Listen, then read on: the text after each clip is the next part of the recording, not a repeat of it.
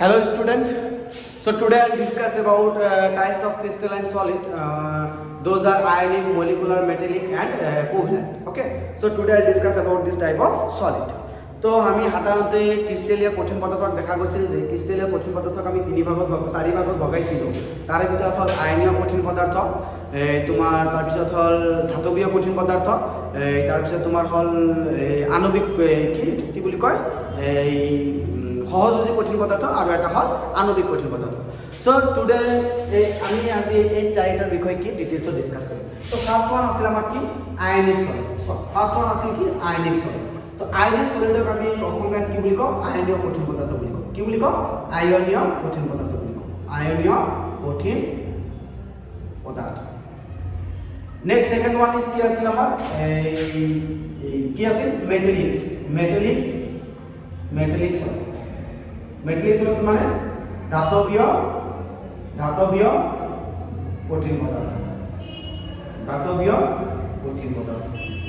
Next third one আছে আমাৰ কি তোমাৰ কি আছে তো কোভ্যালেন্ট সলিড और एटॉमिक सॉलिड বা এটাকে আমি কি বুলি কওঁ সহযোজী কঠিন পদাৰ্থ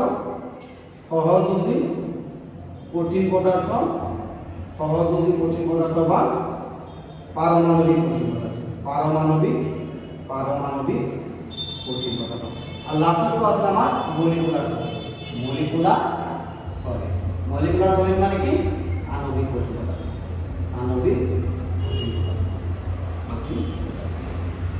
তো এইকেইটা আছিল আমাৰ ক্ৰিস্টালাইন সলিড, হয় না? এইকেইটা আছিল আমাৰ ক্ৰিস্টালাইন সলিড। সো আজি আমি প্ৰথমতে আয়নিক সলিডৰ বিষয়ে কম যে আয়নিক সলিড কেতিয়া কওঁ, নেক্সট আমি কৰিম মেটালিক সলিড, কোভ্যালেন্ট সলিড আৰু মলিকুলাৰ সলিড। তো এইকেইটা সলিডৰ বিষয়ে আজি আমি ডিটেইলছত কি কৰিম কভাৰ কৰিম। ক্লিয়াৰ হৈছে? তো আমি এতিয়া এটা এটাকে কভাৰ কৰি যাম। মন ৰাখিব। তো প্রথমতে I will discuss about molecular solid. প্রথমতে I will discuss about ionic solid. মন দিও। তো প্রথমতে আমি কিহৰ বিষয়ে আলোচনা কৰিম আয়নীয় কঠিন পদাৰ্থ। মন দিও। এতিয়া নামৰ পৰাই তুমি বস্তুটো গম পাইছা। আয়নিক মানে আয়ন। That means the crystalline solid which is formed by the ion solid. মন দিও। The crystalline solid which is formed by the ion solid is known to be ionic solid. Clear হৈছে? তো আয়নীয় কঠিন পদাৰ্থ কি যিবিলাক কঠিন পদাৰ্থ কেৱল আয়নৰ দ্বাৰা গঠিত। এইবিলাক কি আয়নৰ দ্বাৰা formed by the ions আয়নৰ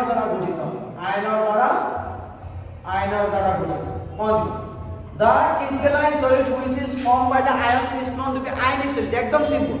যিবিলাক কঠিন পদাৰ্থ আয়নৰ দ্বাৰা গঠন হয় এইবিলাকক কি বুলি কোৱা হয় আয়নীয় কঠিন পদাৰ্থ বুলি কোৱা হয়। ঠিক আছে? এতিয়া চোৱা যেহেতু এইটো এটা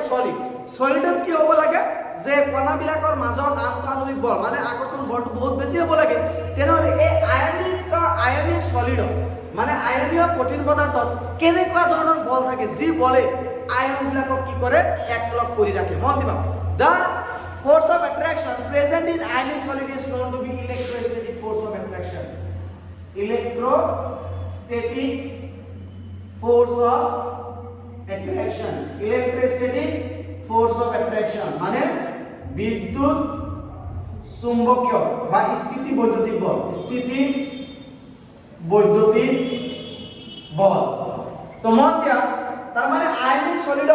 that means ionic solid means the solid which is formed by the ions is known to be ionic solid. হয় না? যে যিবিলাক কঠিন পদাৰ্থ আয়নৰ দ্বাৰা গঠন হয় এইবিলাকক আমি আয়নীয় কঠিন পদাৰ্থ বুলি কওঁ। and those ions are connected with each other by electrostatic force of attraction. আৰু সেই আয়নীয় কঠিন পদাৰ্থত যিবিলাক আয়ন আছে সেই আয়নবিলাক কেনেকৈ গঠন হয় কেনেকৈ এটা আনটোৰ লগত ধৰি ৰাখে বা আকৰ্ষণ হৈ থাকে স্থিতি বৈদ্যুতিক বলৰ দ্বাৰা আহে। What types of force of attraction present in the ionic solid. যদি তোমাক মই কোৱেশ্চন কৰোঁ যে আয়নীয় কঠিন পদাৰ্থত থকা বলটো মানে আয়নীয় কঠিন পদাৰ্থত আয়নবিলাকৰ মাজত থকা বলটোৰ নাম কি তেনেহ'লে তুমি কি ক'বা স্থিতি বৈদ্যুতিক বল বুলি ক'বা। এতিয়া এই আয়নীয় কঠিন পদাৰ্থ যদি মই এক্সাম্পল হিচাপে চাওঁ মই কি ক'ম sodium chloride. So this is an example of ionic solid. Why example of ionic solid? Because this is composed of sodium plus and Cl minus. তো তোমালোকে জানা সোডিয়াম ক্লোরাইড আমাৰ যেটো শৰ্ট আছে নিমখটো আমি কি বুলি কও আয়নীয় কঠিন পদাৰ্থৰ এটা উদাহৰণ বুলি ধৰি লও কি হলো কাৰণ তোমালোকে মেট্ৰিক লেভেলতে পাই আহিছা যে যেটো আমাৰ নিমখ সোডিয়াম ক্লোৰাইড আছে সেই সোডিয়াম ক্লোৰাইডটো দুটা আয়নৰ দ্বাৰা গঠন হয় এটা হ'ল সোডিয়াম আয়ন আৰু এটা হ'ল ক্লোরিন আয়ন হয় না নাই তো এটা হ'ল পজিটিভ আয়ন এটা হ'ল নেগেটিভ আয়ন তাৰ মানে দেখা গৈছে যে sodium chloride is composed of two ions one is cation another is anion cation মানে যিবিলাক বস্তুৰ ওপৰত পজিটিভ চাৰ্জ থাকে তাক আমি ক্যাটায়ন বুলি কওঁ যিবিলাক বস্তুৰ ওপৰত নেগেটিভ চাৰ্জ থাকে তাক আমি অ্যানায়ন বুলি কওঁ সোডিয়ামৰ ওপৰত পজিটিভ চাৰ্জ আছে সেইকাৰণে ইয়াক ক্যাটায়ন বুলি কৈছো ক্লোৰিনৰ ওপৰত নেগেটিভ চাৰ্জ আছে সেইকাৰণে ইয়াক আমি কি বুলি কৈছো অ্যানায়ন বুলি কৈছো তো আলটিমেটলি দেখা গৈছে যে সোডিয়াম ক্লোরাইড ক্যাটায়ন আৰু অ্যানায়নৰ দ্বাৰা কি হৈছে ফৰ্ম হৈছে তো দেখা গৈছে সোডিয়াম ক্লোৰাইড যেহেতু ক্যাটায়ন আৰু অ্যানায়নৰ দ্বাৰা গঠন হৈছে সেইকাৰণে সোডিয়াম ক্লোৰাইডক কি বুলি কৈছো মই আয়নীয় কঠিন পদাৰ্থৰ এটা উদাহৰণ বুলি কৈছো তো ঠিক আছে তো মই আকৌ এবাৰ ৰিভিজন কৰি দিছো মানে আকৌ এবাৰ ৰিপিট কৰিছো যে আয়নিক সলিড টু কি the solid which is formed by the ions is known to be ionic solid first কথা গল দা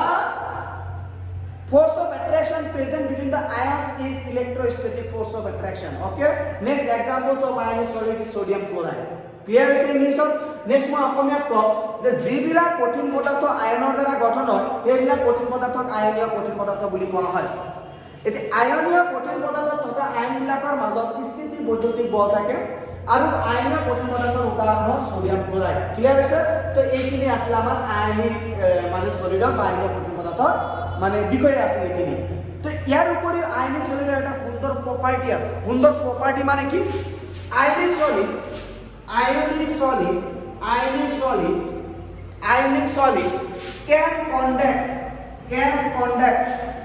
can conduct electricity in their molten state but do not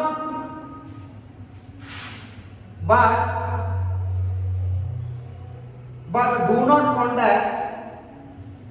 electricity in solid form মন দিবা তো generally আয়নীয় কঠিন পদাৰ্থ যেটো আছে সেই আয়নীয় কঠিন পদাৰ্থ গলিত অৱস্থা ঠিক আছে যেতিয়া আয়নীয় সলিড বিলাক আয়নীয় কঠিন পদাৰ্থ বিলাক যেতিয়া গলি থাকে সেই গলিত অৱস্থাত মল্টেন মানে গলিত অৱস্থা তো আয়নীয় সলিড বিলাক বা আয়নীয় কঠিন পদাৰ্থ বিলাক কি হবে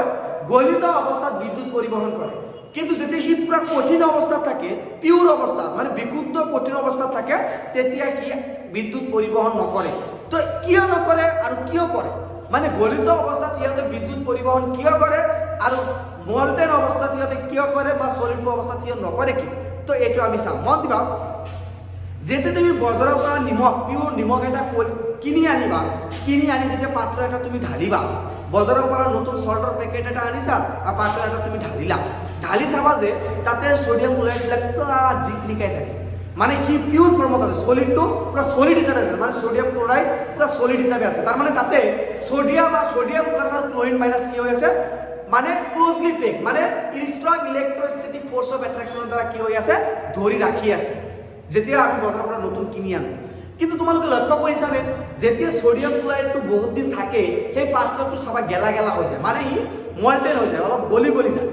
গলি গৈছে মানে কি তাৰ মানে আয়ন বিলাকৰ মাজত যেটো তীব্ৰ বল আছিল যেটো ইলেক্ট্ৰোস্ট্যাটিক ফোর্স অফ অ্যাট্রাকশন আছিল যেটো স্থিতি বৈদ্যুতিক বল আছিল সেই বলটো ভাঙি গৈছে যেতিয়া আয়ন বিলাকৰ মাজত স্থিতি বৈদ্যুতিক ভাঙি যাব সাপোজ সোডিয়াম ক্লোরাইড আছে সাপোজ সোডিয়াম ক্লোরাইড যেতিয়া তুমি সলিডত লৈছিলা সলিডত কি আছিল সোডিয়াম প্লাস আৰু ক্লোৰিন মাইনাস কি কৈছে এটা আনটো বহুত তীব্ৰ বলেৰে স্ট্ৰং ইলেক্ট্ৰোস্ট্যাটিক ফোৰ্স অফ অ্যাট্ৰাকশনৰ দ্বাৰা ই কি কৰি আছে এটা আনটো ধৰি ৰাখিছে অ্যাট্ৰাকশন কৰিছে কিন্তু যেতিয়া মল্টেন স্টেটত আহি যায় মল্টেন স্টেটত সেই বলটো ভাঙি যায় যেতিয়া সেই বলটো ভাঙি যায় মন দিয়া যেতিয়া গলিত অৱস্থাত সোডিয়াম ক্লোৰাইডটো সোডিয়াম প্লাস আৰু Cl মাইনাস হৈ যায় তাৰ মানে হিয়তৰ মাজত ইলেক্ট্ৰোস্ট্যাটিক ফোৰ্স অফ অ্যাট্ৰাকশনটো কলাপস হৈ যায় ভাঙি যায় হিয়তৰ মাজত যেটো আন্তঃআণৱিক বল থাকে মানে স্থিতি বৈদ্যুতিক যেটো বল থাকে সেই বলটো ভাঙি যোৱাৰ কাৰণে আয়নবিলাক কি হৈ গ'ল মুক্ত হৈ গ'ল ফ্ৰী হৈ গ'ল মন দিয়া আয়নবিলাক কি হয় মুক্ত হৈ গ'ল ফ্ৰী হৈ গ'ল আৰু ফ্ৰী আয়নবিলাক কি হৈ গ'লে তেতিয়া ফ্ৰী টু মুভ তেতিয়া হিয়তে কি কৰে সেই গলিত অৱস্থাত হিয়তে কি কৰে গতি কৰি থাকে তো আমি জানো যেতিয়া কোনো এটা বস্তু আয়নবিলাক গতি কৰি থাকে তেতিয়া সি বিদ্যুৎ পৰিবহন কৰে so this is the simple reason of the why conduct electricity why solid conduct electricity in molten state ঠিক আছে তো মন দিবা in solid form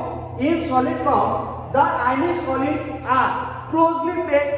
by electrostatic force of attraction তো আয়নীয় কঠিন পদার্থ কি হয় জেনারেলি সাধারণ অবস্থাত তোমার তীব্র স্থিতি বৈদ্যুতিক আকর্ষণ বলৰ দ্বাৰা আকৰ্ষিত হৈ থাকে কিন্তু গলিত অৱস্থাত সিহঁতৰ মাজত থকা স্থিতি বৈদ্যুতিক বলটো ভাঙি যায় যাৰ কাৰণে ভাঙি যায় আয়নলৈ ৰূপান্তৰিত হয় আৰু আয়নলৈ ৰূপান্তৰিত হোৱাৰ পিছত এই আয়নবোৰে কি কৰিব পাৰে মুক্তভাৱে গতি কৰিব পাৰে যাৰ কাৰণে গলিত অৱস্থাত সিহঁতে বিদ্যুৎ পৰিবহন কৰে ক্লিয়াৰ হৈছে তো যদি তোমাক কোশ্চেন কয় কঠিন অৱস্থাত আয়নীয় কঠিন পদাৰ্থই বিদ্যুৎ পৰিবহন নকৰে কিন্তু গলিত অৱস্থাত সিহঁতে বিদ্যুৎ পৰিবহন কৰে কি ক'বা যে গলিত অৱস্থাত আয়নীয় কঠিন পদাৰ্থত আয়নবিলাকৰ মাজত থকা স্থিতি বৈদ্যুতিক বলটো ভাঙি যায় আৰু সিহঁতে আয়নলৈ ৰূপান্তৰিত হৈ যায় আৰু এই আয়নবোৰ তেতিয়া মুক্তভাৱে গতি কৰিব পাৰে যাৰ কাৰণে সিহঁতে বিদ্যুৎ পৰিবহন কৰে কিন্তু কঠিন অৱস্থাত আয়নবিলাকৰ মাজত তীব্ৰ স্থিতি বৈদ্যুতিক বলৰ বাবে সিহঁতে এটাই আনটোৰ লগত লাগি থাকে যাৰ কাৰণে সিহঁতে মুক্তভাৱে গতি কৰিব নোৱাৰে আৰু এইটোৱে কাৰণৰ কাৰণে সিহঁতে বিদ্যুৎ পৰিবহন নকৰে তো তোমাক যদি কোশ্চেন কৰে why ionic solid can conduct electricity in their molten state but do not conduct electricity in the solid form তো কি কবা the ionic solid which can conduct electricity in their molten state because in their molten state the electrostatic force of attraction is collapse or break down that is why the ionic solid converted into ions and their ions are free to move this is the reason why they conduct electricity বুঝি পাইছা তো এইখিনি আছিল আমাৰ আয়নীয় কঠিন পদাৰ্থৰ বিষয় তো আয়নীয় কঠিন পদাৰ্থৰ বিষয়ে আই থিংক তোমালোকে সুন্দৰকৈ বুজি পাইছা যেখিনি কথা মই ক'লো এইখিনি কথা তোমালোকে চালে হৈ যাব ঠিক আছে তো এতিয়া আমি ডিসকাস কৰিম মেটালিক সলিডৰ বিষয়ে এতিয়া আমি ডিসকাস কৰিম মেটালিক সলিড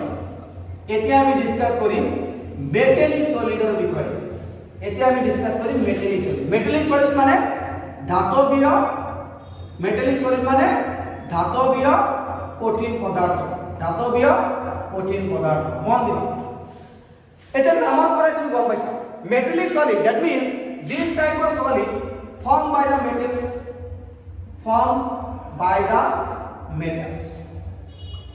কি হয় ধাতুৰ দ্বাৰা গঠিত হয় the metallic solid which is formed by the metals যিবিলাক কঠিন পদাৰ্থ ধাতুৰ দ্বাৰা গঠিত হয় সেইবিলাক কঠিন পদাৰ্থ কি বুলি কোৱা হয় ধাতৱীয় কঠিন পদাৰ্থ বুলি কোৱা হয় ক্লিয়াৰ হৈছে এতিয়া চোৱা এই ধাতুৰ দ্বাৰা যে সিহঁতে গঠন হৈছে এটা কি সলিড তাতে কেৱল কি আছে ধাতু আছে এতিয়া সেই ধাতুবিলাক এটা আনটোক আকৰ্ষণ কৰিব লাগিব এতিয়া সেই আকৰ্ষণ বলটো মানে কি metallic bond that means in metallic solid ধাতৱীয় বান্ধনী ডাঙৰে in metallic solid the metals are closely packed with each other or the metals are attracted with each other by a metallic bond তো মন দিবা ধাতৱীয় কঠিন পদাৰ্থত থকা ধাতুবিলাক এটাই আনটোৰ লগত ধাতৱীয় বান্ধনীৰ দ্বাৰা বান্ধ খাই থাকে বা যুক্ত হৈ থাকে ক্লিয়াৰ হৈছে এতিয়া যদি মই ইয়াৰ উদাহৰণ চাওঁ এক্সাম্পল চাওঁ iron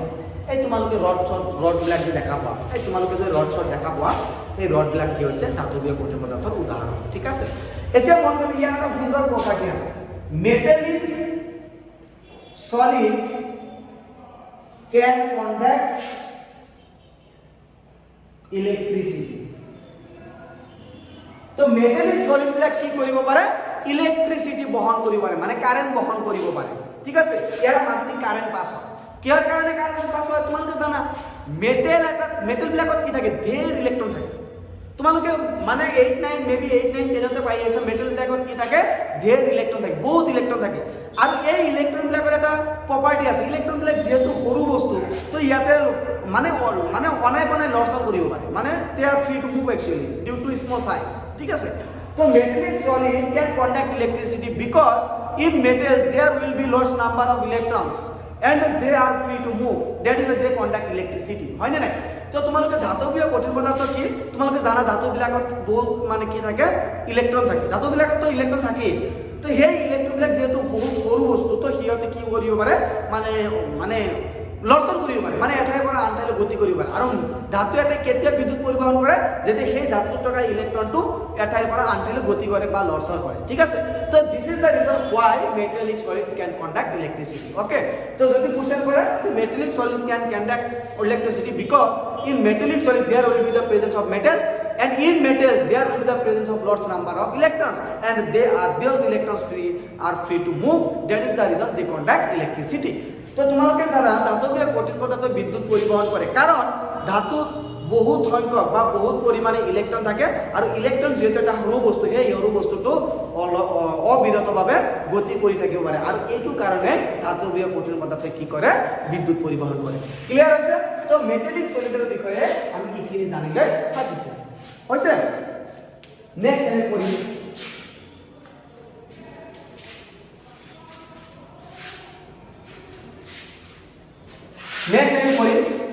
covalent solid or atomic solid। তো কোভ্যালেন্ট সলিড বা অ্যাটমিক সলিড তার মানে সহযোজী কঠিন পদার্থ বা পারমাণবিক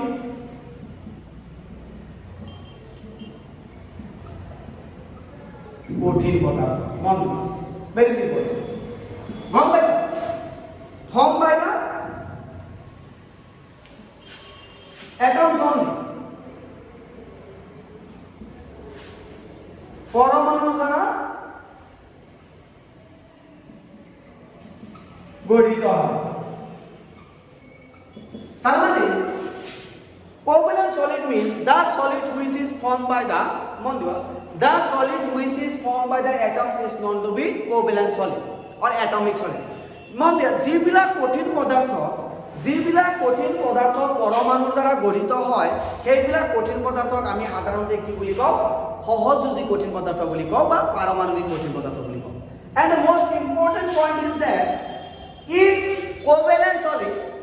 the atoms are connected with each other by covalent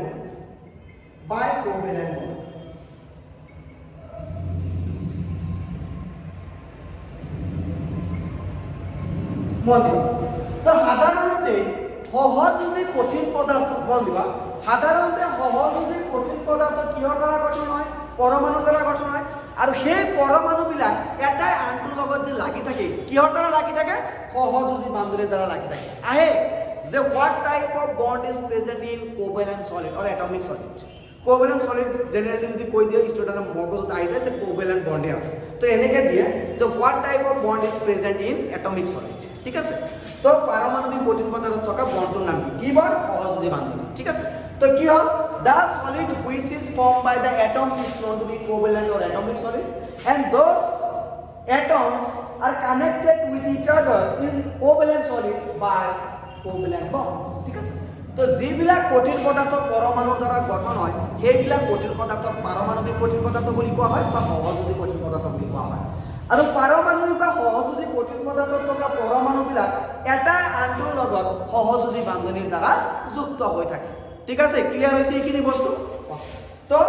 next যদি মই ইয়াৰ উদাহৰণ চাওঁ, এক্সাম্পল চাওঁ, গ্ৰেফাইট, ডায়মণ্ড, হীৰা আৰু তোমাৰ গ্ৰেফাইট, এই দুইটাই হৈছে কাৰ মানে কোভেলেন্ট সলিডৰ উদাহৰণ। এতিয়া গ্ৰেফাইট আৰু ডায়মণ্ডৰ বিষয়ে আমি অলপ পঢ়িব লাগিব, ইয়াৰ পৰা বহুত কুৱেশ্যন হয়, মেডিকেলতো কুৱেশ্যন হয় বা ইঞ্জিনিয়াৰিঙতো কুৱেশ্যন। তো এই গ্ৰেফাইট আৰু ডায়মণ্ড এইটো কাৰ example, graphite and diamond are the example of covalent solid. তো আমি এতিয়া গ্ৰেফাইট আৰু ডায়মণ্ড ইণ্ডিভিজুৱেলি চাব লাগিব, কাৰণ ইয়াৰ পৰা কি হয় কুৱেশ্যন হয়।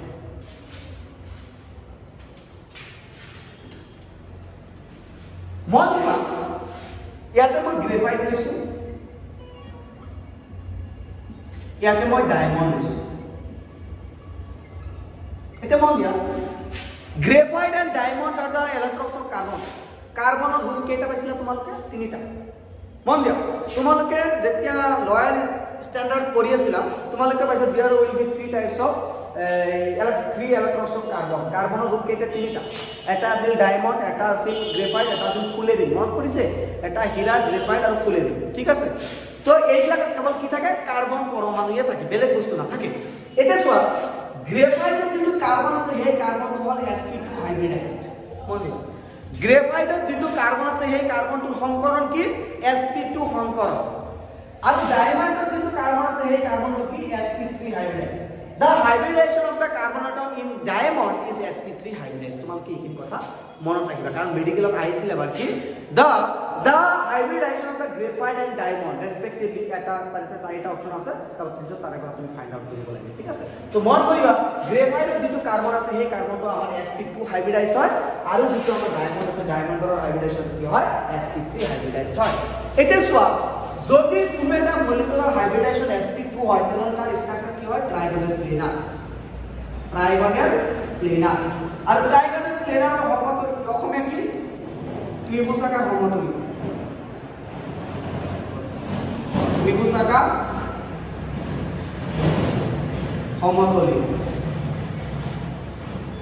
নেক্সট যদি কোনো এটা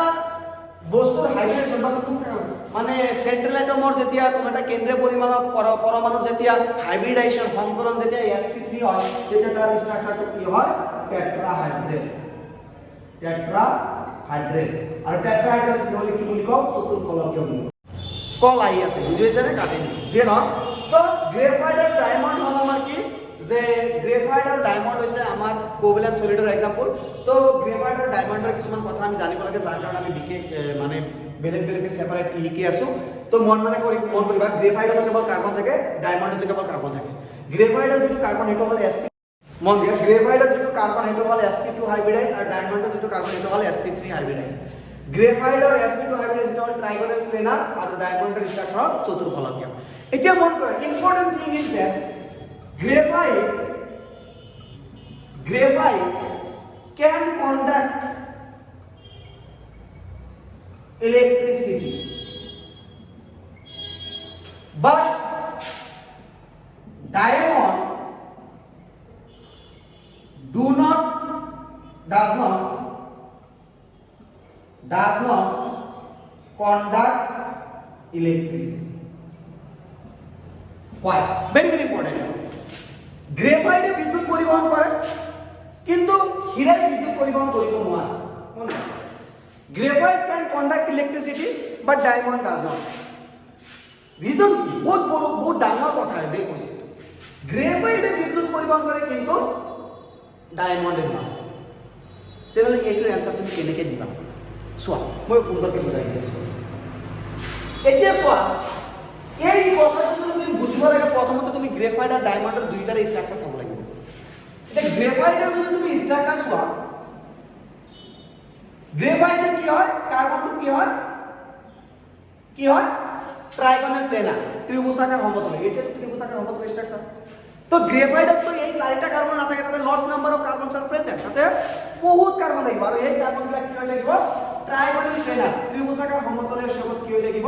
সজ্জিত হৈ থাকিব এনেকৈ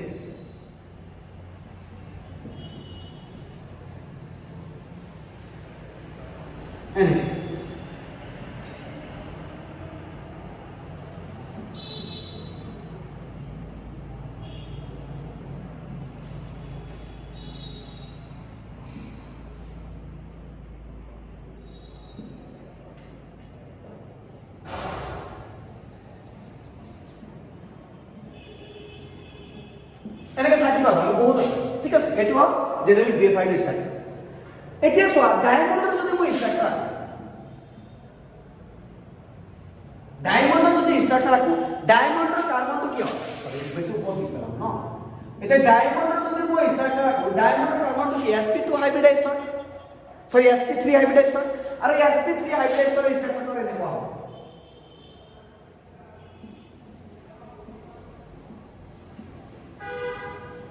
थ्री डायमेंशनल स्ट्रक्चर তোমাকে জানাই যেতিয়া কোনো এটা মলিকুলার হাইব্রিডাইজেশন sp3 হয় তাহলে three dimensional structure three dimensional structure মানে কি এই যেটা কি নরমাল বন্ড মানে এই দুটা বন্ড তার মানে এই বন্ডটো মই এই যেটো আমি হোয়াইট বোর্ড লৈছে এই হোয়াইট বোর্ডক যদি মই এটা প্লেন বুলি কনসিডার কৰো that means this two bonds are present in this plane okay on this plane তার মানে এই দুটা বান্ধনীৰ অৰ্থ হ'ল যে এই দুটা বান্ধনী কোন আছে এই বোর্ডত আছে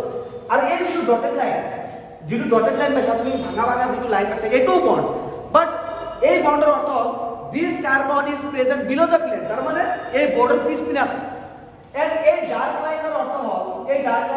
হ'ল যে this carbon present above the plane তাৰ মানে এই বোৰ্ডৰ ওপৰত আছে তো এই ইয়াতে তিনি ধৰণৰ বন্ড আছে দুটা আছে প্লেনত এটা আছে বিলো দ্য প্লেন এটা আছে অ্যাবভ দ্য প্লেন এতে ইয়াৰ পৰা যদি আকৌ আকা এনেকুৱা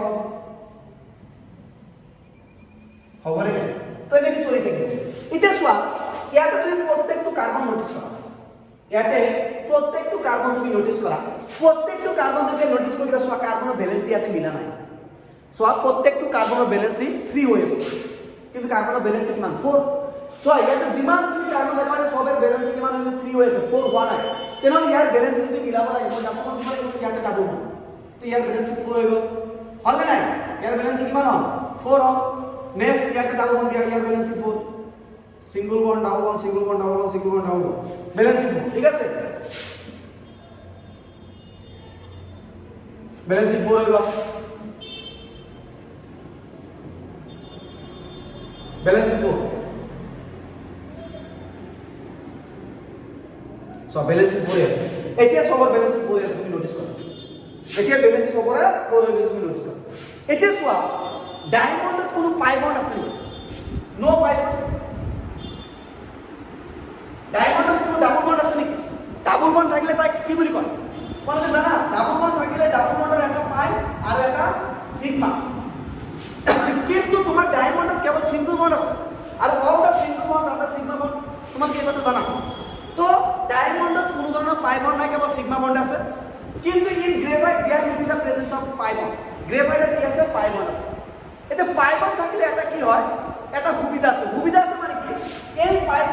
বন্ডবিলাক কি হ'ব পাৰে ৰেজোনেন্স কৰিব পাৰে ৰেজোনেন্স মানে এঠাইৰ পৰা আন ঠাইলৈ মুভ কৰিব পাৰে কেনেকৈ মুভ কৰে এটা চোৱা এই ডাবল বন্ডটো যদি ইয়াতে ডাবল বন্ডটো যদি ইয়াতে নেক্সট তাৰ ওচৰৰ ডাবল বন্ডটো ইয়াতে গুচি যাব তাৰ ওচৰৰ ডাবল বন্ডটো ইয়াতে গুচি যাব তাৰ ওচৰৰ ডাবল বন্ডটো ইয়াতে গুচি যাব তাৰ ওচৰৰ ডাবল বন্ডটো ইয়াতে গুচি যাব ক্লিয়াৰ হৈছে তাৰ মানে ডাবল বন্ড বা পাই বন্ডবিলাকে কি কৰিব পাৰে এঠাইৰ পৰা আন ঠাইলৈ যাব পাৰে তাৰ মানে দা pi bond can move from one position to another position যেতিয়া pi bond move কৰিব pi bond মানে কি তাতে pi ইলেক্ট্ৰন আছে pi bond মানে কি এটা এটা বন্ড আৰু সেই বন্ডত কেইটা ইলেক্ট্ৰন আছে দুটা ইলেক্ট্ৰন আছে তাৰ মানে সেই ইলেক্ট্ৰনে মুভ কৰি আছে হয় না নাই তাৰ মানে pi bond মুভ কৰি আছে মানে pi ইলেক্ট্ৰন মুভমেন্ট কৰি আছে আৰু pi ইলেক্ট্ৰন মানে ইলেক্ট্ৰন মুভমেন্ট কৰিলে তাক আমি কি বুলি কওঁ ইলেক্ট্ৰিক্যালি কন্ডাক্টেন্স বুলি কওঁ বিদ্যুতৰ পৰিবাহী বুলি কওঁ তো that is why graphite conduct electricity কিয় the graphite the carbon atom of graphite is sp2 hybridized and the structure of the graphite is trigonal planar and there will be the presence of pi bond and those pi bonds can move from one position to another position through resonance that is why they conduct electricity what the graphite carbon to ki sp2 hybridized সম্কৰণ আৰু ইহঁতৰ গঠন কি হয় ত্ৰিভুজাকাৰ সমতলীয় হয় আৰু graphite কি থাকে কি বান্ধনী থাকে পাই বান্ধনী থাকে আৰু পাই বান্ধনীবিলাক এঠাইৰ পৰা আন ঠাইলৈ গতি কৰিব পাৰে কিহৰ দ্বাৰা ৰেজনেন্স সংস্পন্দনৰ দ্বাৰা পাইছা সংস্পন্দন তো ইয়াতে পাই বান্ধনী আছে কাৰণে কি হৈছে সংস্পন্দনৰ দ্বাৰা পাই বান্ধনীবিলাক এঠাইৰ পৰা আন ঠাইলৈ কি কৰিছে গতি কৰিছে যাৰ বাবে ই কি কৰিছে বিদ্যুতৰ সুপৰিবাহী মানে বিদ্যুৎ পৰিবাহী কৰে কিন্তু ইয়াতে তো কোনো পাই বন্ড নাই কাই লৰচৰ কৰিব কাই এঠাইৰ পৰা আন ঠাইলৈ যাব পাই বন্ড নাই ইয়াতে কেৱল সিগমা বন্ড আছে গতিকে ইয়াতে তো পাই বন্ড নাই তো পাই বন্ড নাথাকিলে তো কোনো মুভমেন্ট নহয় যদি মুভমেন্ট নহয় তেনেহ'লে তাৰ কোনো ৰেজনেন্সও নাই একোৱে নাই তেনেহ'লে ই বিদ্যুতৰ পৰিবাহী হ'ব নেকি ই কণ্টেক্ট কৰিব নেকি ইলেক্ট্ৰিচিটি নকৰে so' this are the reasons why graphite conduct electricity diamond does not okay so' গ্ৰেফাইটত পাই বন্ড আছে আৰু পাই বন্ডবিলাক ৰেজনেন্সৰ সংস্পন্দনৰ দ্বাৰা এঠাইৰ পৰা আন ঠাইলৈ কি কৰিব পাৰে গতি কৰিব পাৰে যাৰ কাৰণে ই বিদ্যুতৰ পৰিবাহী বিদ্যুতৰ সুপৰিবাহী মানে বিদ্যুৎ পৰিবহণ কৰিব নোৱাৰে কাৰণ ইয়াতে কেৱল কি আছে ইয়াতে কেৱল সিগমা বান্ধনী আছে মানে এক বান্ধনী আছে আৰু ইয়াতে কোনো ৰেজনেন্স হ'ব নোৱাৰে আৰু ইয়াতে কোনো বান্ধনী এঠাইৰ পৰা আন ঠাইলৈ যাবও নোৱাৰে যাৰ কাৰণে ই বিদ্যুতৰ সুপৰিবাহী ক্লিয়াৰ হৈছে তো আজিলৈকে আমি এই যেটো কোভ্যালেন্ট সলিড ইয়ালৈকে শেষ দিলোঁ next class will discuss about molecular solid কাৰণ মলিকুলাৰ সলিডত মই এটা ক্লাছ ল'ব লাগিব কাৰণ মলিকুলাৰ সলিডটো বহুত ডাঙৰ হয় কিয় কাৰণে ডাঙৰ হয় কাৰণ মলিকুলাৰ সলিডৰ আকৌ কিছুমান টাইপ আছে এতিয়া চোৱা আমি আয়নিক সলিড কৰিলোঁ তাতে কোনো টাইপ নাছিল, কোভেলেন্ট সলিড কৰিলোঁ তাতে কোনো টাইপ নাই, মেটালিক সলিড কৰিলোঁ তাতে কোনো টাইপ নাই, কিন্তু মলিকুলাৰ সলিডত আকৌ তিনিটা টাইপ আছে। সেইকাৰণে মলিকুলাৰ সলিডত আমাৰ এটা ক্লাছ লাগিব, যাৰ কাৰণে আমি ভিডিঅ'টো আজি এইখিনিতে ষ্টপ কৰিলোঁ। তো তোমালোকে আশা কৰোঁ বস্তুখিনি ভালকৈ বুজি পাইছা আৰু ভালকৈ নোট ডাউন কৰি ল'বা। তো তোমালোকে আৰু ঘৰত নিশ্চয় ভালকৈ পঢ়ি আছে, এইখিনি মই তোমালোকৰ পৰা আশা ৰাখিছোঁ। অ'কে।